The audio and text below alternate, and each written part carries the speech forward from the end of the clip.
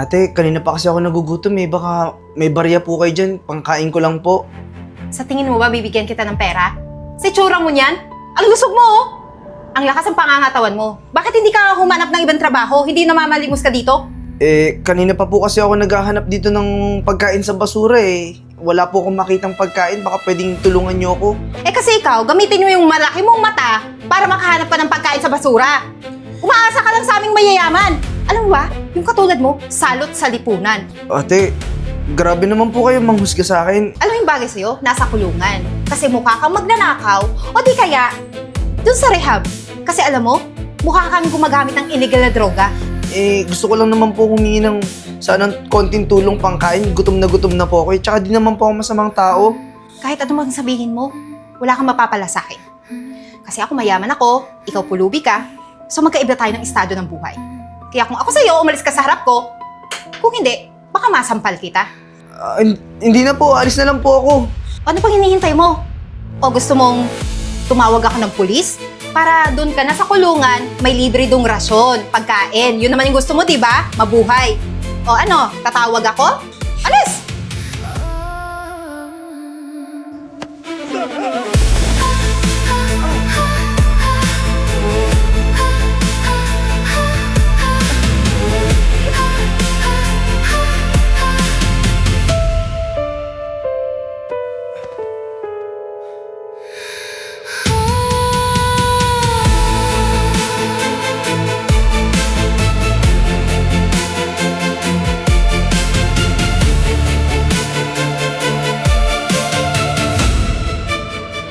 Alam mo, nakita ko yung ginawa mo at hindi maganda yon.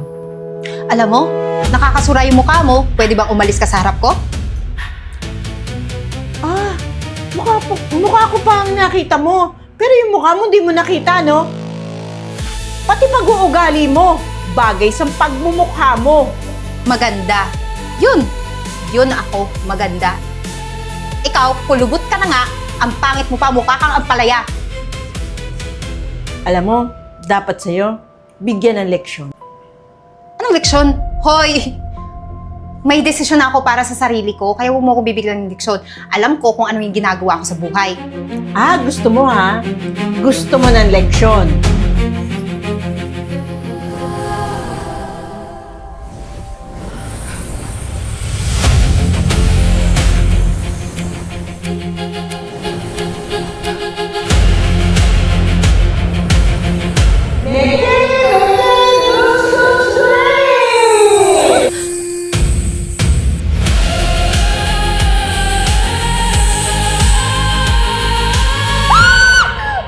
Anong ginawa mo sa akin, ha?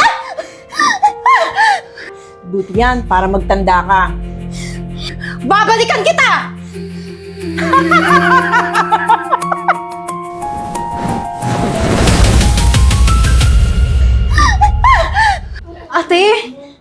Ate, tulungan mo ko.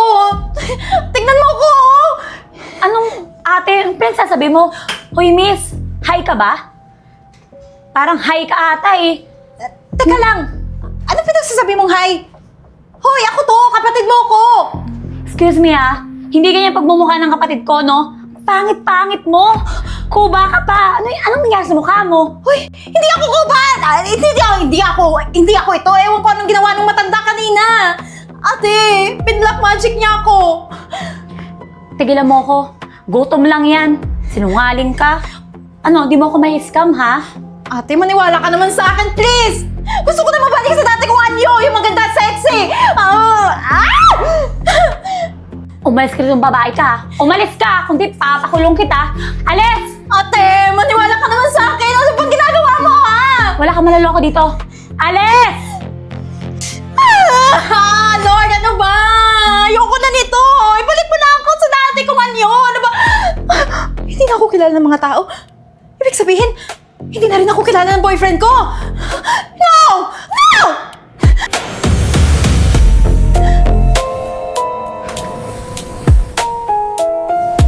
Ano? Nanibago ka sa bagong anyo mo? Hindi ka makakabalik sa dati mong anyo. Bakit naman hindi, ha? Hindi na ako kilala ng lahat ng tao! Anong gagawin? Ibalik mo na ako, please! Ibalik mo na ako sa dati kong anyo! Tama lang yan sa'yo para magtanda ka. Magkaroon ka ng aral sa buhay mo. Ayoko! Ayoko magbago. Ito ako, okay? I mean, hindi ito yung itsura ko. Gusto ko ibalik mo ko sa dati ko ang... Please na! May date kami ng boyfriend ko! Hanggat hindi ka nagbabago, ganyan kahabang buhay. Naintindihan mo? Bagay yan sa'yo. Pangit yung mukha mo, pangit pa yung ugali mo.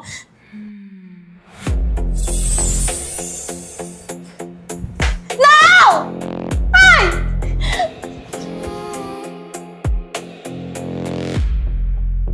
Nasaan na ba yung si Eden? Josh, ito ako. Si Eden. Sinasabi mo? Hoy! Ako to! Josh, hindi mo na ba ako talaga kilala? Uy, pareho lang kayo ng bunganga ng girlfriend ko pero ang pangit ng mukha mo. Ako nga to! Tama ka! Pareho kami bungang kasi ako to. Nag-iba lang yung anyo ko kasi dahil dun sa matanda kanina. Hindi ko alam anong ginawa sa akin. Kaya please maniwala ka sa akin. May date pa tayo, di ba? Sino ba nagpapasok sa'yo dito, ha? Ako! Myself! Bakit? May iba ba?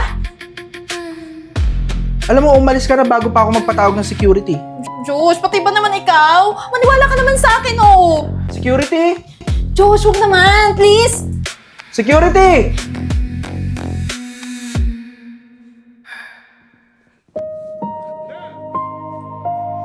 Dati, sarili ko lang ang iniisip ko.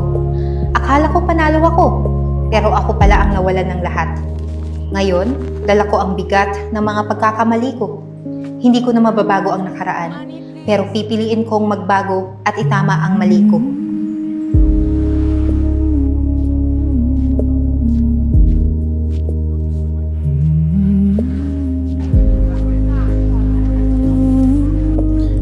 Ate, nagugutom na ako. 3 buwan na akong hindi kumakain.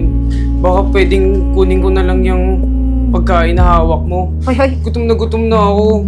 teka lang ha, tumigil ka sa mga pinagsasabi mo. Hihingin mo to, isa na nga lang. Eh, mas malusog ka pa ha, kaysa sa akin, no? Tingnan mo, ang payat ko na. Ate, sige na. Gutom na ako. Parang awa mo na. Nanginginig na ako sa gutom. Oh my gosh, nanginginig nga siya.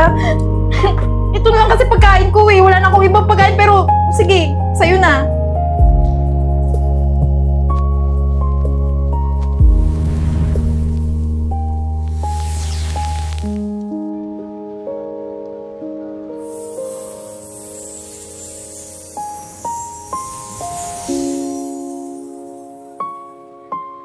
Alam ko, hindi ka patuluyang nagbabago.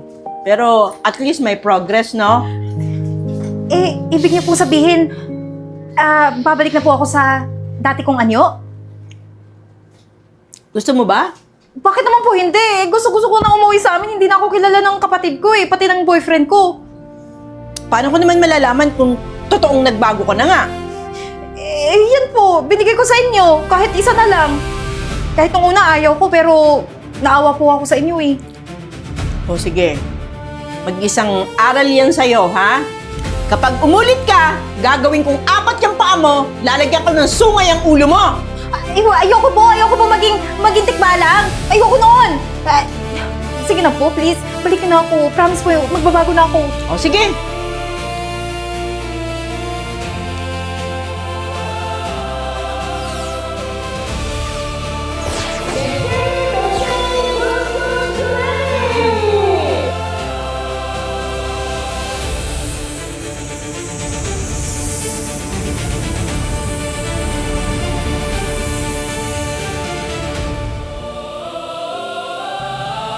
Ay!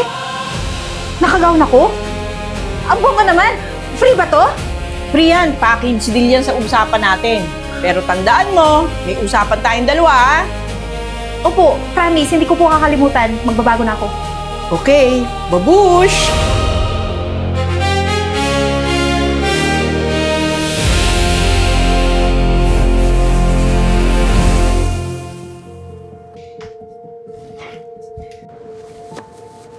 Ang pagiging mabuti, libre lang. Wala itong bayad. Pero napakasarap sa pakiramdam. Masaya pala ang tumulong sa kapwa, ang makitang gumagaan ang buhay nila dahil sa simpleng kabutihan. Dahil dito, pinili kong mas palawakin pa ang pagtulong. tumakbo ako bilang mayor at nanalo. At ngayon, mas marami pa akong natutulungan dahil minsan, ang tunay na yaman ay hindi nasusukat sa pera, kundi sa kabutihang na ibibigay mo sa iba.